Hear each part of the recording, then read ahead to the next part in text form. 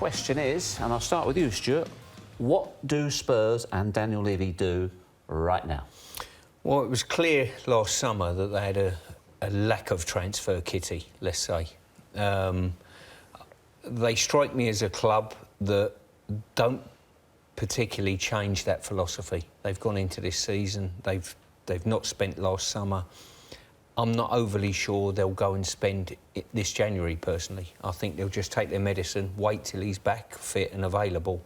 It's going to be a big blow for them, make no mistake. But trouble is, they've put all that investment in the training ground, all the investment in the stadium, and in the January transfer window, which I know is very difficult to get top quality players through the door. Definitely. I mean, there's quite a few areas to cover here, Liam. First of all, it's not just necessarily about money, certainly not, because if they do get somebody, what sort of player can they get, as Stuart alluded to?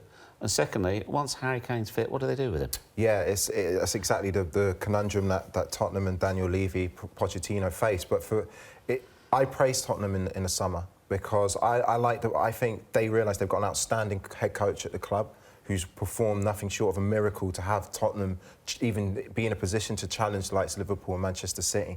But I think now they're in a position where they're going to have to do something because whether Spurs fans like it or not, there's a huge football club for me, who have Mauricio Pochettino at the top of their shortlist to take it in the summer. And they need to, and I can see where I've been saying for a long time, there's going to come a point with Tottenham, with the quality they've got, it's going to come to a tipping point where they need to make a decision. Now, for me, I look at someone like Callum Wilson at Bournemouth, who's been linked to clubs, and I think he's the perfect fit for Tottenham. He's young enough, he's of a profile where he'd be delighted to have the chance to play for a club like Tottenham. I think he gives them the pace that they need to run in behind. I think I wouldn't be surprised if they do put a marker down to show everyone that they want to keep Mauricio Pochettino at the club and they want to build for the future. Have they got to assess what damage his absence does? As we know, he's scored a ridiculous amount of goals. Since Pochettino's been in charge, Harry Kane has scored 36% of the goals. We know how important he is to Tottenham. We know that. First, can they, given the run of games they've got, I mean, you look at the run of games they've got coming up, the importance of some of these games, they're involved in the latter stages of big competitions. They're right in a title race as well, even though they lost at the weekend. This is potentially what he's looking at missing and more. Can they, with what they've got, really compete in those fixtures? Which is realistically, I mean, some back in 2-3 weeks, something like that. Yeah. You talk about Mora, maybe Lamella, Llorente. Janssen seems to have fallen right away. Yeah. Is there enough there, Stuart? Well, there's going to have to be quite honest with you. I think maybe the loaning market might be potentially a way forward. I'm not overly sure. You've got to bear in mind, in London alone, there's another club called Chelsea that are desperate for a frontline striker as well. So you're in the market there, let alone the rest of the world looking for strikers. You know, there's Chelsea are after a top-line striker. Maybe the loaning system, just to get someone till the summer to tide them out. But they've got a semi-final next Thursday that probably the balance was in their favour before this injury. Now, all of a sudden, as you say, your cover for Kane's gone away to the Asian Games as well, and I think the balance has swung to Chelsea. Are you in the definitely bring somebody in camp? Liam is? Or are you... Because the other thing as well, you've got the other thing that comes across about the Tottenham squad is the camaraderie in that group. If you bring somebody new into that could potentially change that dynamic. Yeah, I think there's I was with Liam on this one. Last summer, when they didn't spend in the market and they've kept upgrading players from the academy, I commended them for it and I commended their manager. They're in a unique situation at this moment in time. 13 games is a lot of matches for your key striker, 36% striker, to be out. I think if he doesn't go in the market, and he'll be knocking on the chairman's door, if he doesn't go in the market, there'll be a lot of people asking why not, especially if their season drops away slightly. Or maybe if they were thinking of bringing somebody in the summer, like a Callum Wilson, potentially it could just bring that forwards, if they've got the finance right now. Yeah, January is such a difficult window to go and get your top target from. One, the player that normally is a top target is playing very well at a club that don't want to sell him because of their aspirations for that season. So it's very difficult to get someone out. But I think the Tottenham fans will be desperate for the club to now step forward and bring somebody in. Obviously, we know about the stadium and the finances that have gone into that. But I've always said Pochettino's done such a good job there. And I remember last season in the Champions League, they were minutes away from knocking Juventus out of the Champions League. This squad now, the quality that they have within that squad, I'm desperate to see them go the next step. I think he's done a fantastic job, but now's the time for them to make that mark, make that step and say, do you know what, we're here and we want to be here for a long time. Look at their financial outlay. Tottenham have always been, when I say always, they like value for money. Yeah. What we Astute talking in the marketplace. Yeah. What we're talking about for Callum Wilson? Talking 50 million. 50 million pounds for a player that's potentially had a few injuries of himself. I'm just trying to play devil's advocate here. No, it's a good point. And when you look at their squad, Harry Kane cost nothing. Winks cost nothing. Danny Rose, £1 million he cost. Trippier, couple of million quid. They've not. Dele Alli, £5 million. They've not paid a lot of money for what they've got at this moment in time. Yeah, and I think that's down to the work that Pochettino's done. He comes in with a clear philosophy, a clear way of playing. I watched their under-18s play, Brighton's under-18s on Saturday, playing exactly the same way. That whole club now has a philosophy. Yeah. Therefore, it's easier for young players to get through and perform in a way that they've been performing in their academy groups. But there comes a point at every football club. You know, you look at Liverpool last season, they were 20 points away from Manchester City. What do? They go and get the best goalkeeper they can get. They get Virgil van Dijk, who's probably the best centre-half in the world at the moment. They say, we need to make that step if we want to challenge Manchester City. Now, for me, Tottenham's squad, for me, is similar to what Liverpool's was. Yes, they didn't have Salah, but they've got Kane, Ali Eriksen, top players at that club.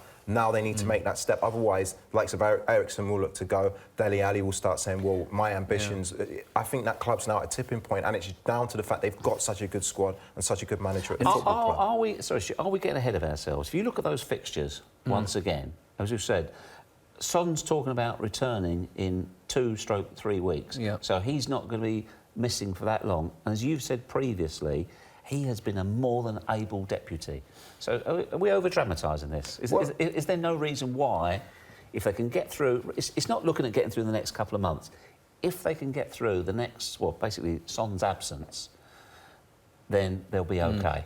I think Tottenham fans will say our football club isn't about just getting through, potentially.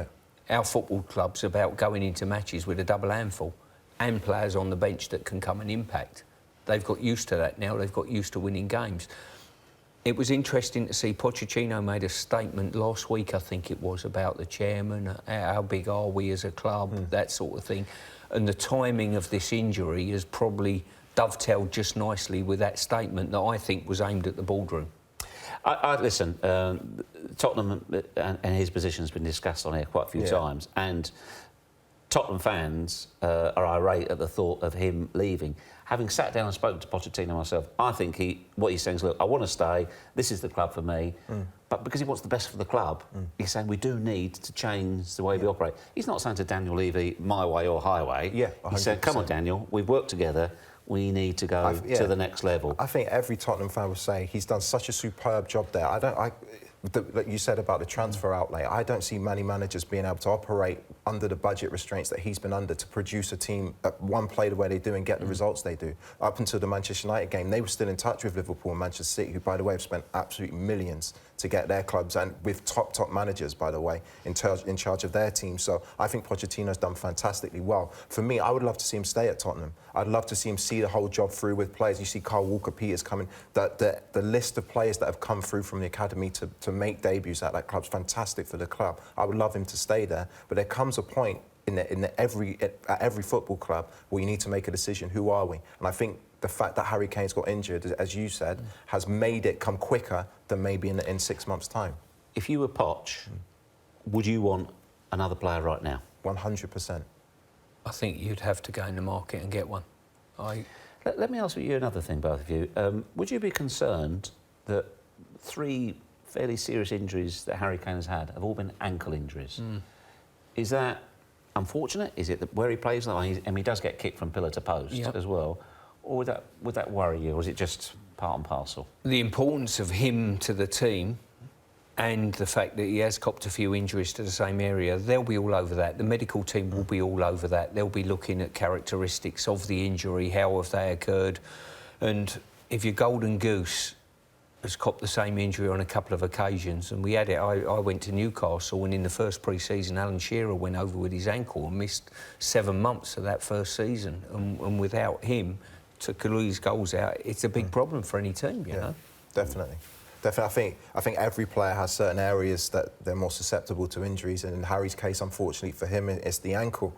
So I just look, you just want to see the best players play. So I hope he just gets back as quickly as possible back into that Tottenham team, because he's a huge part of that. Not just the team, the club, what he stands for. I just hope he gets back and doesn't keep getting injuries in the same area. I mean, the timing could not be worse. It's really awful luck for Spurs right now. The defeat, Son's absence, which they knew was going to happen, so they allowed for that. But Kane's injury, right when they are on the cusp of, as we say, you know, they're in the semi-final, Carabao, huge games against Dortmund, and they are. You can't discount them. They're still in the title race. Yeah. So it's the timing of it which makes the decision that they make even more interesting. It is. I think, like I've said before, I think it's just going to say a lot about where Tottenham are as a football club, where their ambition lays, because they could easily win the League Cup. You've seen clubs that haven't won the Premier League. You look at Liverpool last season, get to the Champions League final. Why can't Tottenham do that? I know Harry Kane's out of the team. They've got a very good team now. I rate Tottenham very highly. And if they get a good run, they've got a winnable tie against Dortmund. And I think if you're Mauricio Pochettino, and to be fair to him, he's coming for criticism when they haven't won trophies. Is that doing a good job? For me, he's done an outstanding job, but he wants to put the trophies there, say, look, I can deliver on that as well.